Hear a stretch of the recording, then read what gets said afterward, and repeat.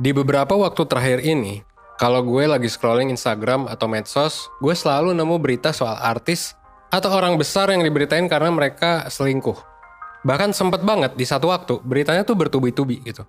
Akhirnya ini ngebuat gue dan mungkin lo yang lagi nonton video ini kayak bertanya gitu. Kok orang bisa selingkuh ya? Gak usah jauh-jauh gitu. Mungkin ada beberapa dari lo juga yang pernah diselingkuhin, atau mungkin lo pernah ngeliat temen lo selingkuh atau diselingkuhin juga gitu ya. Dan ya yang jadi pertanyaan terbesar adalah kenapa sih orang harus selingkuh gitu.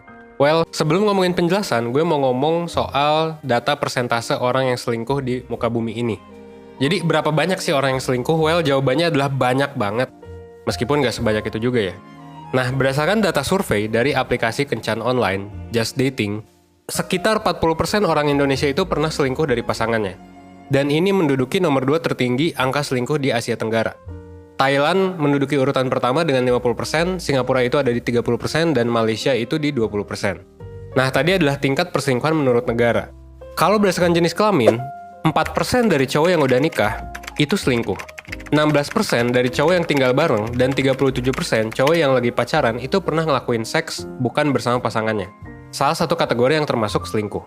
Sementara kalau cewek itu 1% cewek yang nikah, 8% cewek yang tinggal bareng, dan 17% cewek yang lagi pacaran itu pernah selingkuh. Dan definisi selingkuh di sini adalah berhubungan seks ya, dengan orang yang bukan pasangannya.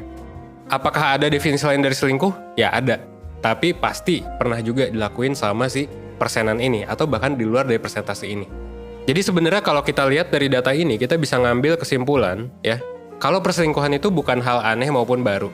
Tapi emang belakangan ya banyak di berita aja sih, gitu.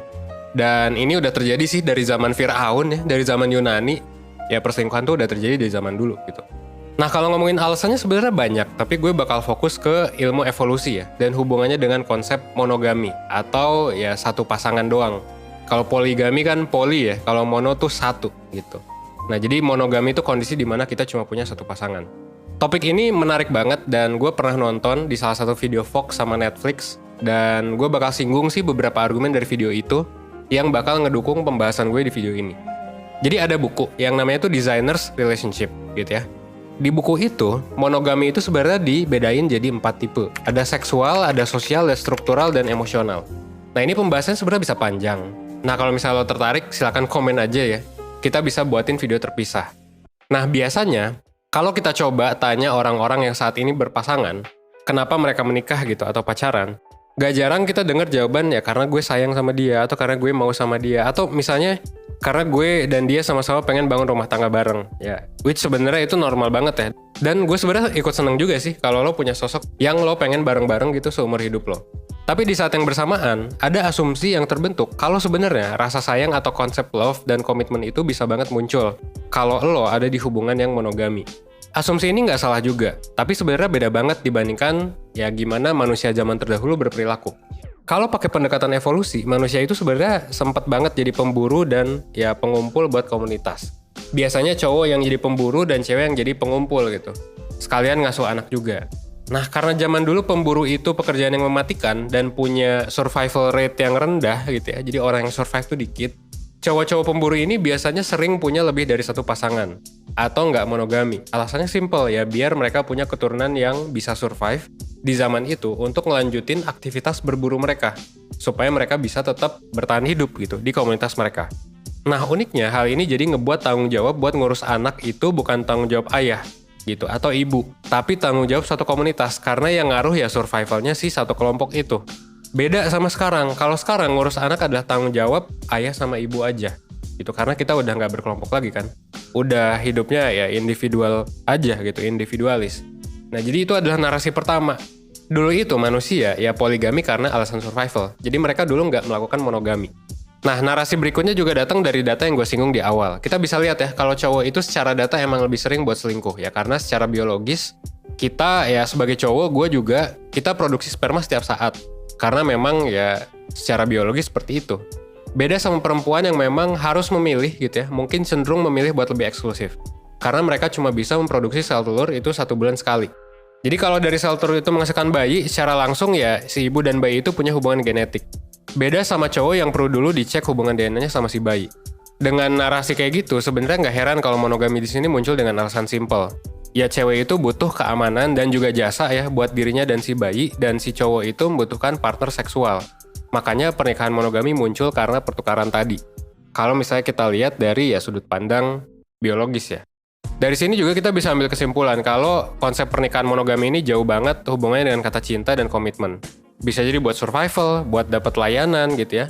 Bahkan di zaman kerajaan dahulu pernikahan itu ya kayak di luar kata cinta dan komitmen, buat ya nyatuin kerajaan aja dan biar keturunan lo bisa tetap menguasai kerajaan gitu.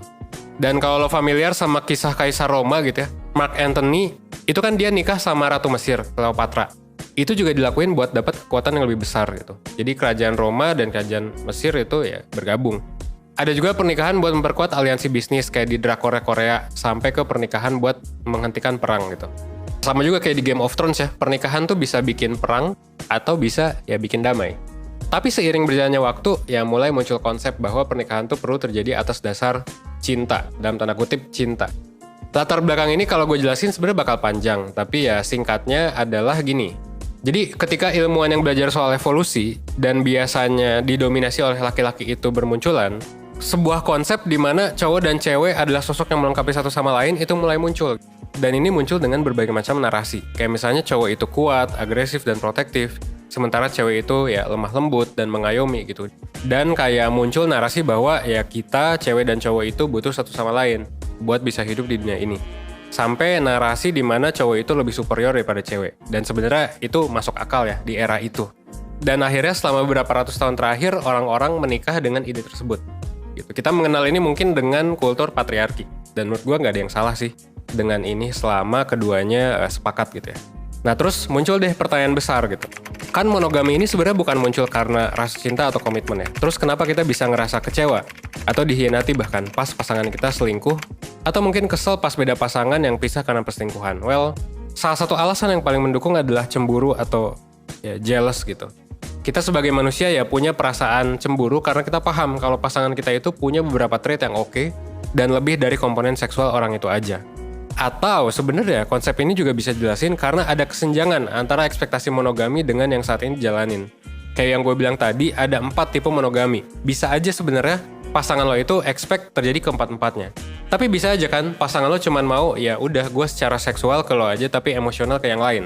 Atau cuman 3 dari 4 yang tadi gitu. Atau kebalikan, gue secara emosional sama lo, secara seksual gue bisa bebas. Nah, kayak gitu kan. Jadi sebenarnya ya konsep ini bisa dijelasin lewat berbagai macam sudut pandang. Dan mungkin lo yang udah nonton sejauh ini jadi skeptis gitu. Gue tuh Evan tuh sebenarnya mau nakut-nakutin orang ya biar takut nikah. Atau sebenarnya gue anti monogami. Well, sebenarnya gue pro monogami sih. Dan gue bikin video ini bukan berarti bilang kalau misalnya ya dulu orang poligami terus ya kita harus poligami juga. Atau kayak dulu orang monogami harus monogami juga. Nggak gitu juga gitu ya. Intinya yang gue mau bilang adalah selingkuh itu adalah hal yang memang ada.